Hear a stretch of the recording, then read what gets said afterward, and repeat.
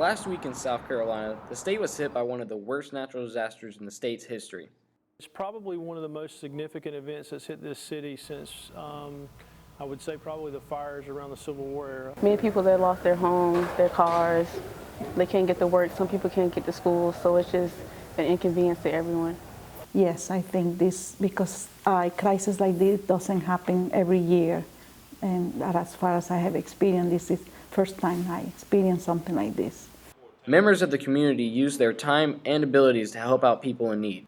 My job was the incident commander. I was overseeing the operations from within the fire department and the fire service side of things. I feel like it's important for us to give back to the community because we would expect the same. It's important to remember that we're here to help in any capacity. If someone needs help, it's okay to come out and say, I probably need volunteers to do this, or I need donations of this kind. It's okay to do that because it affects all of us in one way or another. Many people sustained damage from the flooding, while others were out helping those in need. I was affected by the flooding. In fact, I was very surprised because my basement was totally flooded, and I was in a panic because I was by myself in the house, and I had to clean up the deck, and I didn't know at that moment who to reach or contact to assist me. A few people that had some flooding that was not major significance, but yet damage to their homes. And we did have a few injuries, not a lot.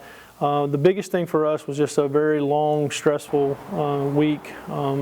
At least the first 36 hours were what we would consider to be crazy busy here. We ran about 900 calls for service in that first 24 to 36 hour period, and most of those were active rescues. I sustained a leaky roof. Water came in through the ceiling, but it's not anything near what other people went through. I know people lost property, some people lost their lives in the flood, so mine is negligible compared to what people lost in the floods. Our folks did a lot of swift water rescues, did have a couple fires within that time, and even had to perform rescues for some firefighters that had gotten in trouble with water sweeping them away, trying to get to victims and those types of things.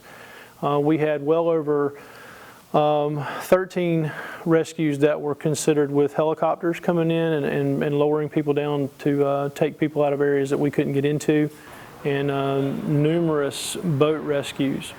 This has been Caleb Hanna with your Silver Screen Report.